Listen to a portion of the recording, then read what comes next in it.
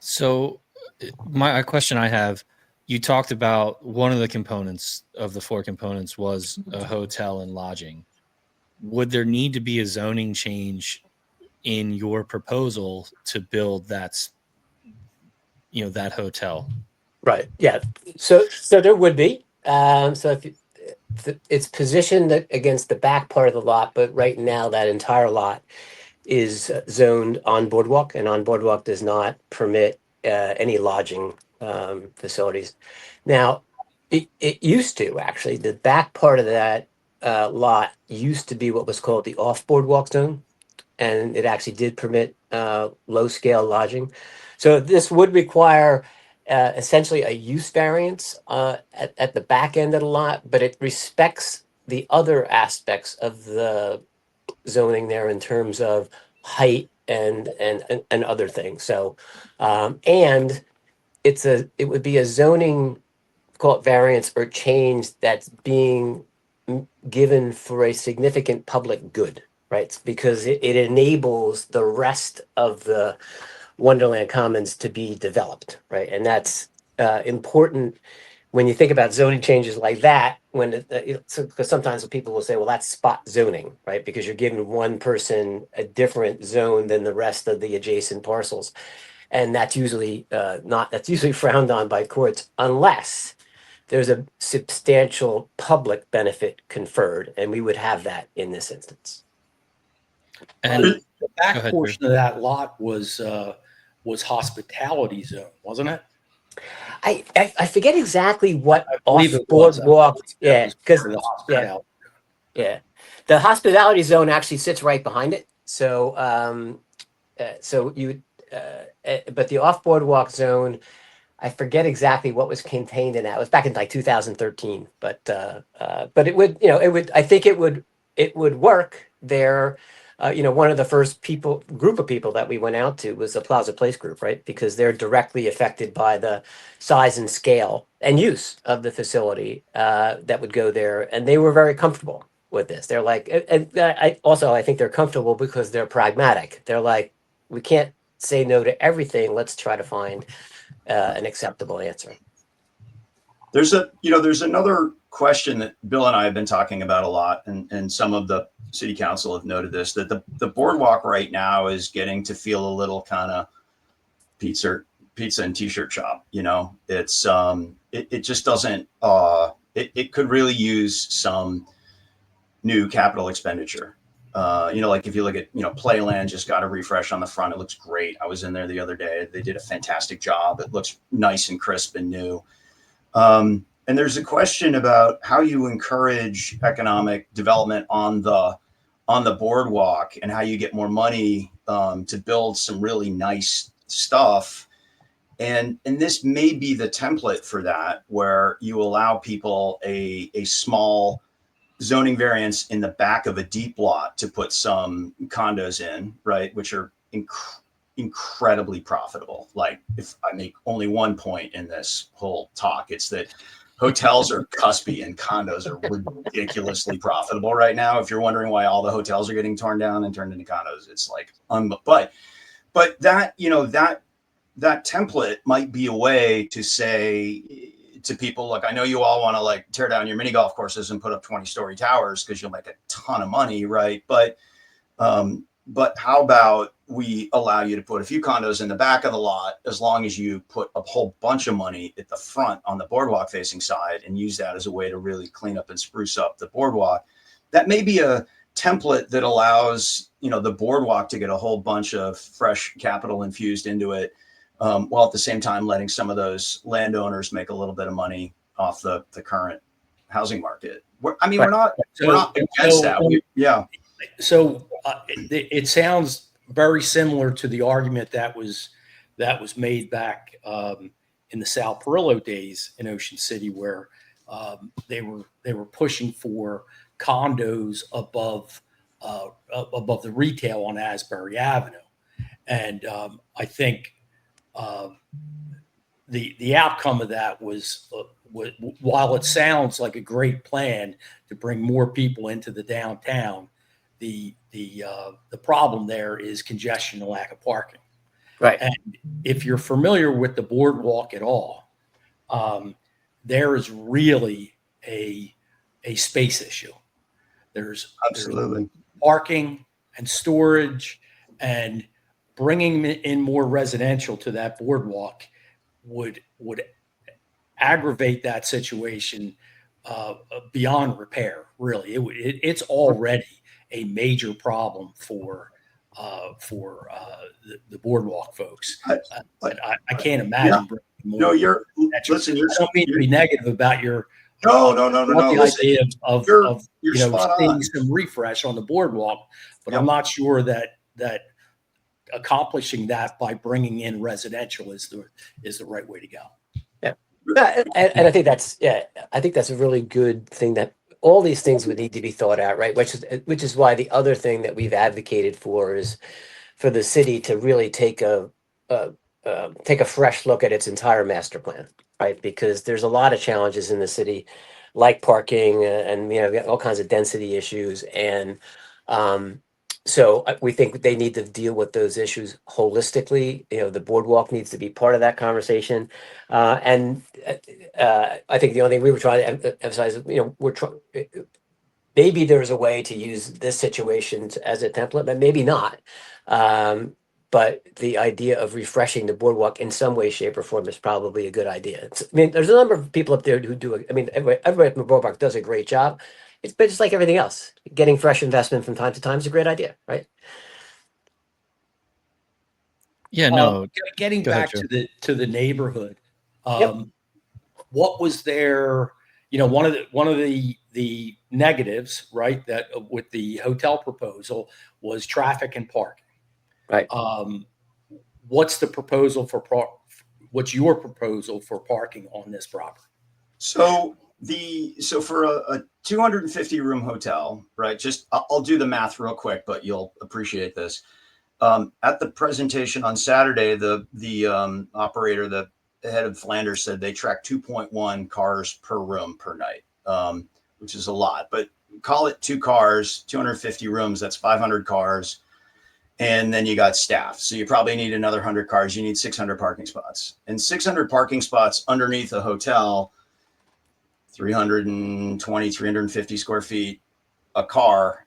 It's actually on a 2.acre site. It's basically 2 full floors of parking. In other words, if you had a 2-story structured parking garage, that would be all the parking you need for a hotel. And then of course you need a hotel on top of it, right? And that the point is, like, the Wonderland site is too small for a hotel of this size. And we, looking at a sort of 30 to 50 room boutique hotel, have figured out how to put the parking below it, so that it will have all of its own parking and enough parking. And we think the parking fits without pushing any more parking out onto the streets in the neighborhood. So we think that there's a way to do it. But you can't get the hotel very big. Per room? We have 2 spots per room. They're tandem, so they're sort of like front to back, right? But you would get a tandem slot per room.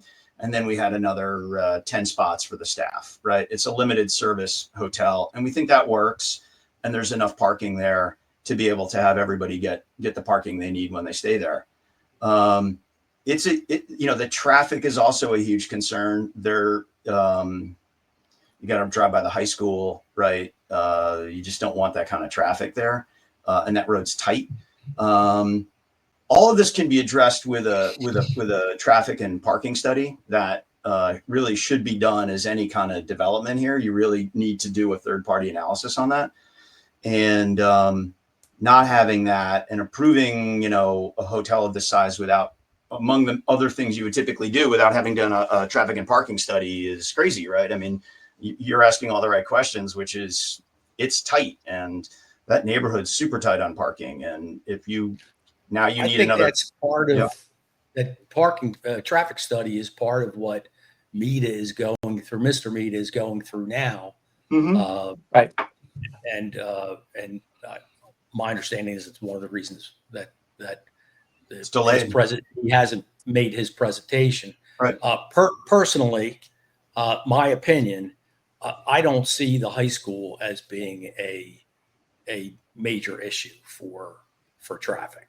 I mean, let's, we all know that third week in June through the third week in August is our season, right? Is our peak season. Right.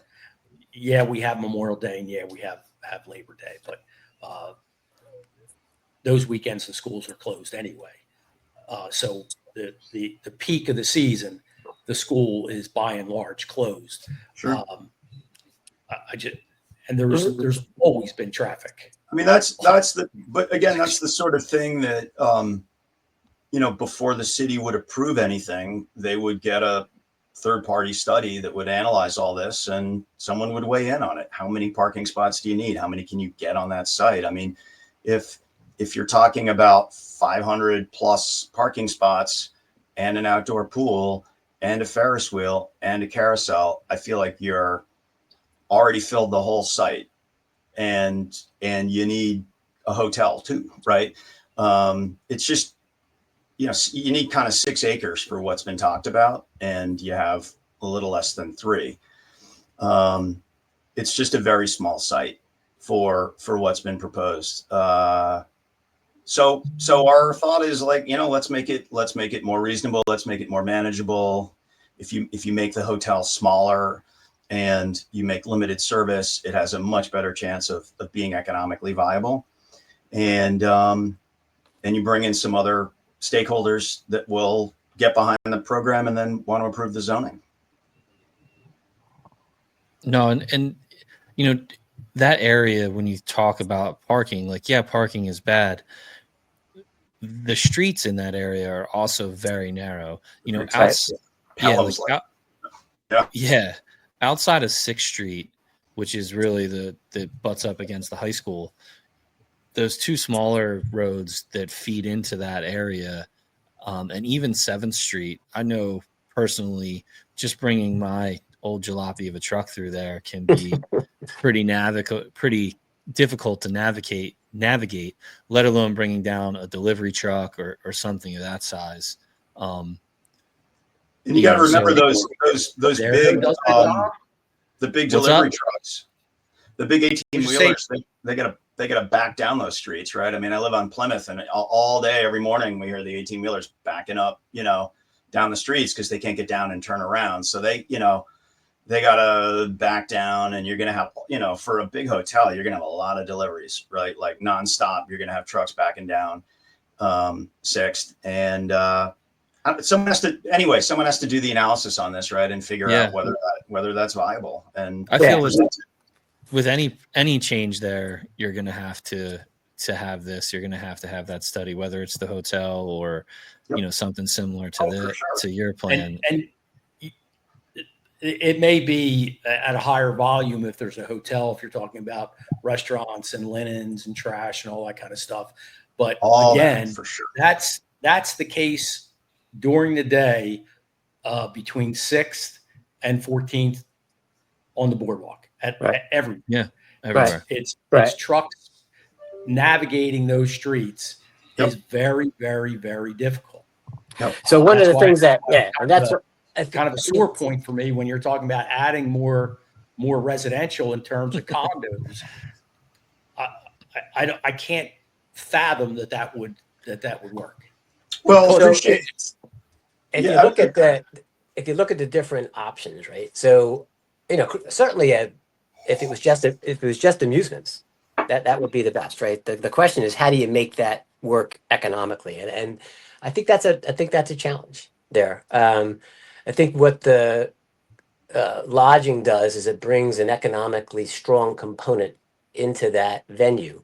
I agree with you that Dan said this before, if you look at the different styles of lodging that you could have, hotel probably puts the most challenge, right? Because of, you're going to have people coming in and out on a more frequent basis. You have services that the hotel is going to provide that's going to require more trucks coming in. Condos are actually the most logical choice. They still could be, rented out and lots of people could get to use them because they put the least load on the streets and they deliver the highest economic value. And so, at the end of the day, this is a challenging, this is a challenging issue, right? It's a big lot in a constrained part of the city with a small beach.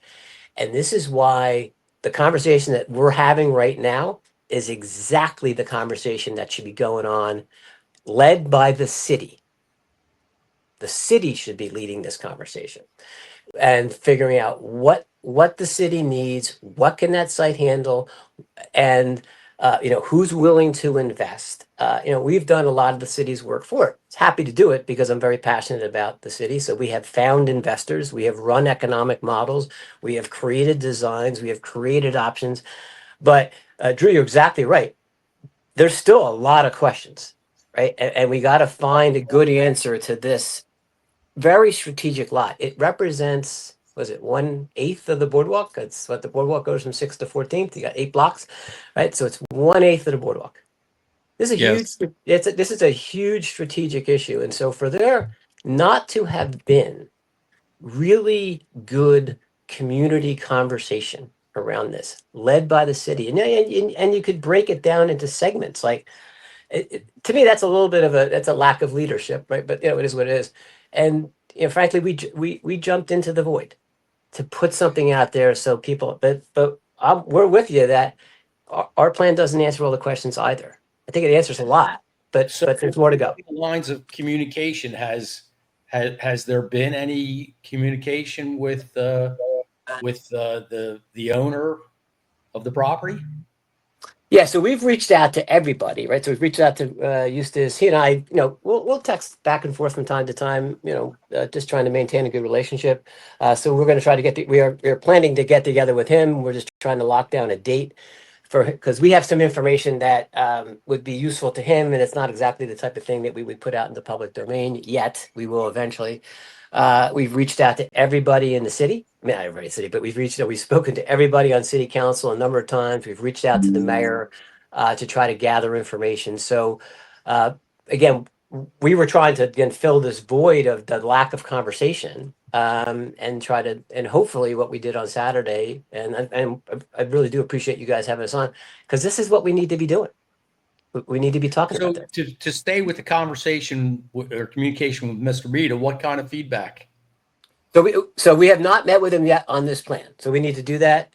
And the things we want to highlight for him would be things like the fact that we have investors for this, right? So, one of the things that Dan mentioned before was we wanted to put out something that represented, a compromise, frankly, but not some idea that didn't have some what's the right word? Some weight behind it, right? So it's one thing to say, hey, I'd like to build this amusement park and this. It's a different one to say, and we have the investors.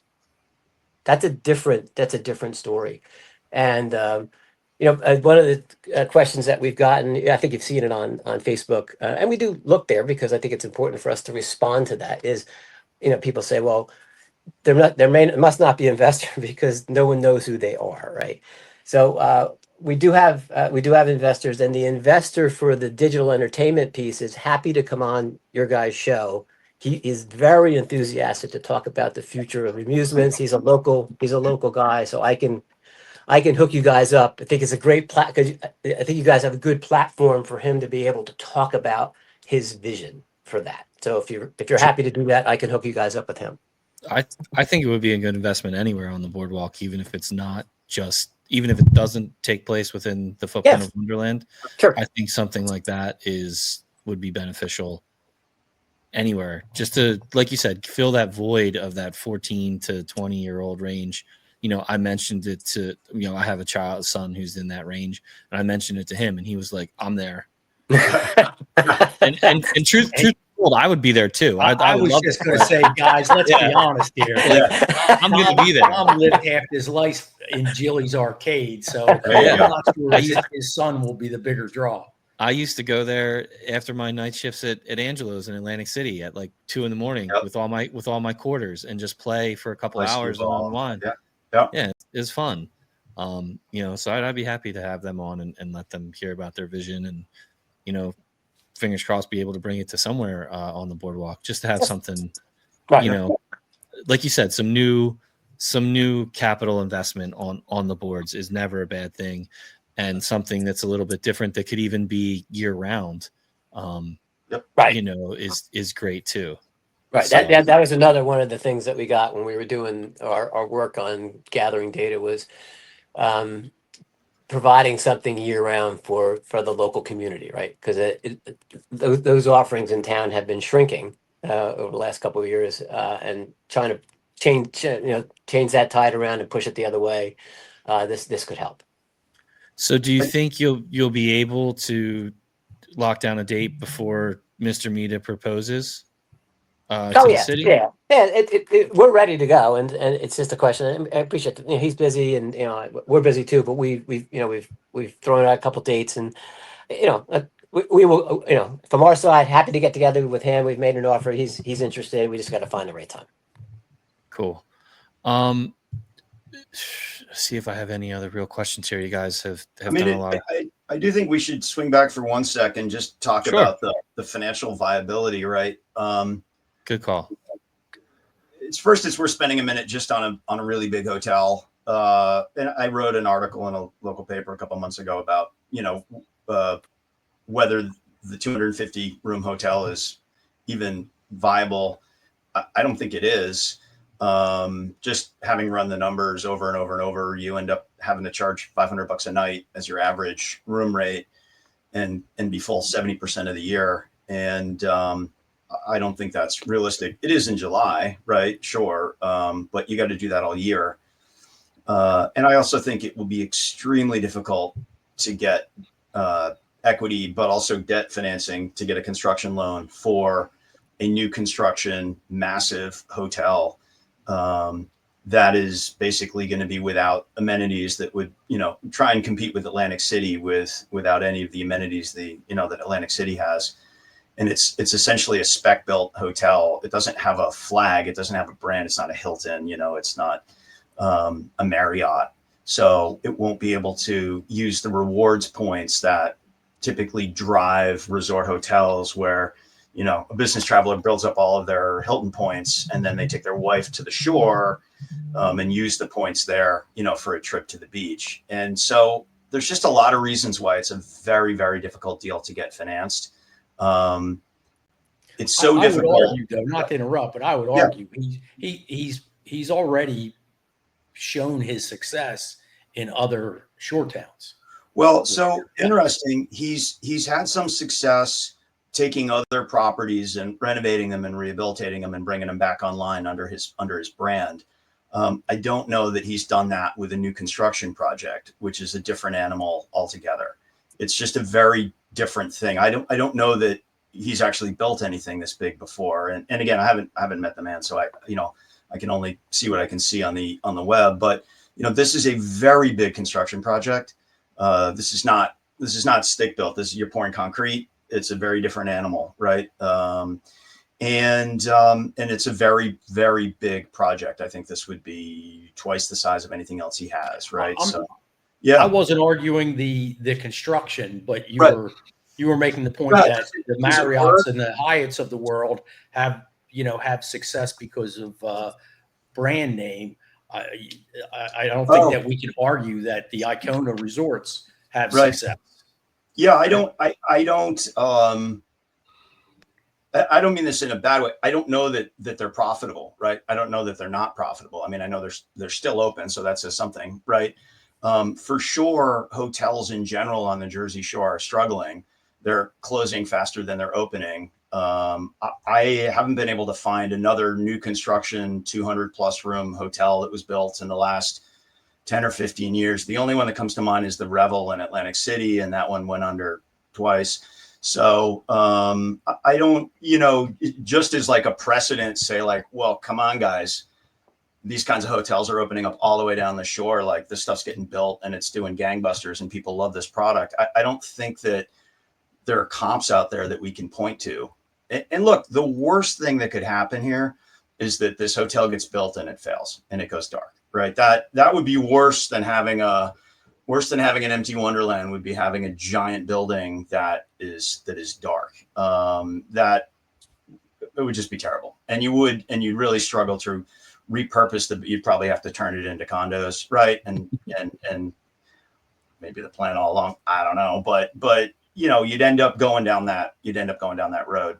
So making sure that the financing is there, right, and making sure that there's a feasibility study which proves out that that's the case. And frankly, if you need $100 million construction loan, you're going to need a feasibility study, because that's not a local bank that's giving you that kind of money. These are big lenders, and they're going to do a ton of diligence. You just want to make sure that, when this, whatever the city approves, it can be financed, it can be built. It's, the thing that's being proposed is the thing that's actually going to get built, right? And those are all just typical safeguards that any city would take when looking at a project of this size. Well, gentlemen, we obviously, like you said, all the questions aren't answered. As things come forward, there'll be more and more questions. And, we'll have you guys on again, especially, after you speak with Mr. Mita. Drew, we should reach out to Mr. Mita, see if we can get him on again after he makes his proposal, because, like you said, the most important thing here is that there's a civic discussion about this. Correct. And that people are talking about this, and that, we're vocal about what is best for our city moving forward, whether it is a hotel or whether it is a mixed use space or whatever it may be. The important thing now is that people get involved, people do their best to take emotion out of it and look to the future. So, we appreciate you gentlemen coming on today. Dan, thank you for your time. Bill, thank you as always. Look forward to connecting again soon and hearing, how things go and what are some of these other questions that you found answers to. So Great. Thanks, Dan. Very nice meeting you. Bill, thanks for coming on. Any closing thoughts? No, just one thing, just in terms of the questions as they come up, what we're going to do is on the Big Mistake website, there's a whole section on the better idea. Is a frequently asked question thing. So as we get more and more questions like we see on Facebook, we actually are responding to them all, and we're going to put them up there. So there's a place that people can go. Because there are good questions going up. You guys had great questions today, so we'll probably add a couple to our list. Again, just to make sure we stay as fact-based as possible through the whole thing, right? And we appreciate that, definitely. Well, thanks for tuning in, everybody. This has been the OCNJ Local, your podcast for everything happening here in America's greatest family resort. Peace out, everybody. Thanks, guys. Thank you.